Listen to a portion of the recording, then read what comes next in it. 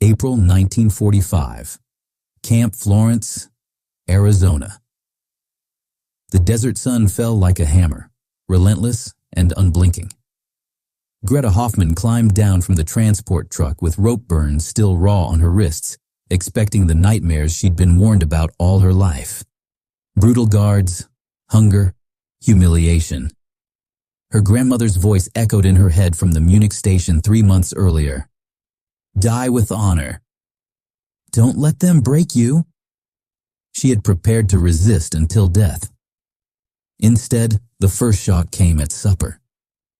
Greta followed the other women into the mess, bracing for watery soup and stale bread. The smell hit her and stopped her breath. Roasted beef, buttered mashed potatoes, green beans, fresh rolls, canned peaches. She let out a sound that was almost a laugh. "This is American prison food," she whispered. "Don't touch it," hissed Liesel Weber, a hard-eyed woman who'd been barking orders on the transport. She slapped the fork from Greta's hand. "It's poisoned! They're testing us." Liesel's face was full of certainty, the certainty of someone who had been taught to expect cruelty. Across the table, a lieutenant in pressed uniform took her seat. Dark hair pinned back, features unreadable. Lieutenant Sarah Tanaka. She spoke clear German, clipped and exact. "Welcome to Camp Florence. Processing now. No dogs, no whips, no public hangings. We follow the Geneva Convention." Then she lifted her fork and ate. Greta watched her, every muscle taut. The words Geneva Convention sounded like a foreign spell. Lieutenant Tanaka's calm was not theatrics, it was procedure. The camp issued the same rations for prisoners as for U.S. troops. The Red Cross inspected. Reports were posted. The world Greta had taken for granted, the stories of barbarism and humiliation, began to crack. Processing assigned bunks and work details. Greta found herself in a wooden barracks with a thin mattress, a bar of soap on the pillow, and a sky so bright outside that it hurt to look at it for long. She spent the first nights waiting for the cruelty that never arrived. She listened instead to the desert, empty, enormous, silent. Work was monotonous and honest.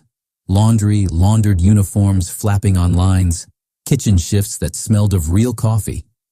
Greta's hands pruned from boiling water. She earned camp scripts, vouchers that could be spent in the canteen. She bought toothpaste and writing paper and held them like miracles, as if any second someone would snatch them away. Sarah Tanaka moved through the compound with a clipboard and a stern fairness that could not be faked. She corrected petty abuses. She documented hoarding. She reassigned a careless guard who tried to steal a prisoner's dessert. Greta watched her closely. Sarah's parents had been interned in California. Her brother had died at Anzio. Greta could feel the friction between what Sarah had suffered and the composure she wore. Why extend dignity to enemies? Greta asked herself. Why follow the rules? One evening, Sarah found Greta alone with a pencil hovering over blank paper. Greta could not write home. How to tell people that she slept on a mattress and ate steak while her country burned? Sarah sat beside her and placed a small German-English dictionary on the bunk. "Read the convention," she said gently. "It's not mercy. It's law, then." Softer. "Tell your family you are alive." Greta began to learn English in exchange for extra dessert rations. She taught, she practiced, and slowly the language shaped her world in new ways. Restraint, justice, mercy. Liesel sneered when she saw it. "Why learn their tongue?" she spat. "To understand their lies?" Greta answered with the small truth that had settled in her gut. "To understand what they say. To know why 3 months passed in rhythms that numbed and steadied her." Then Lieutenant Tanaka ordered everyone to the theater. The projector rolled and showed newsreels of liberated camps. Bergen-Belsen. Bodies piled like split timber, faces that had been eaten down to bone. Greta could not bear it. She stumbled out and vomited in the sand until she had nothing left inside to purge. Sarah found her crouched and trembling and asked quietly, "Did you know?" No, Greta managed. I didn't. I was a radio operator. I sent messages. I didn't ask where the trains were going. The words died on her tongue. The excuses sounded thin even to herself. Sarah sat with Greta under the unrelenting desert sky and said something that unmoored Greta. My brother died so that I could prove we belong here. I wanted to hate you all, but law makes us different. Restraint keeps us from becoming them. If we do not behave like civilized people, then what are we? The lieutenant's voice broke on the last sentence. The revelation arrived in a rush. This was not kindness as flattery or triumphalism.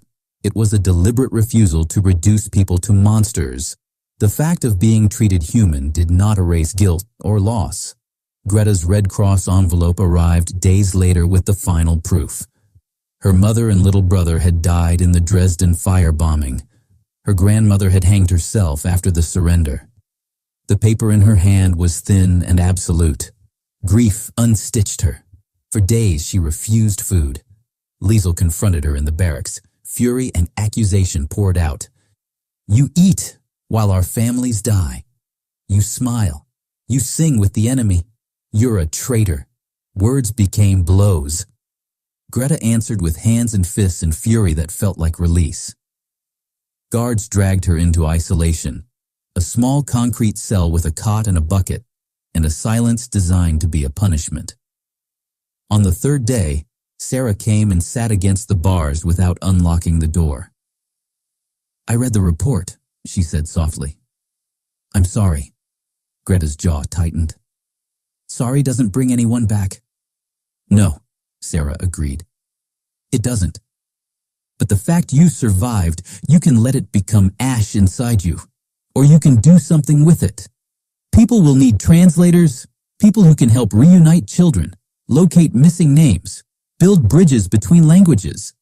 You can let guilt destroy you, or you can use what you have. The lieutenant left, footsteps echoing down the corridor. Greta cried in a way that spilled everything that had been held tight. It emptied her and left a shutters open feeling that, for the first time since the letter arrived, allowed a small, raw clarity. A Red Cross volunteer appeared before the wave of repatriation and asked for German-speaking assistance. Greta raised her hand. She began translating letters and missing persons pleas, filling out forms, tracing names through tangled bureaucracy. At first, it felt inadequate. Paper against an ocean of loss. But a few weeks later, a woman in Tucson wrote to say her daughter had been found in Stuttgart because of Greta's notes. The mother and child were reunited.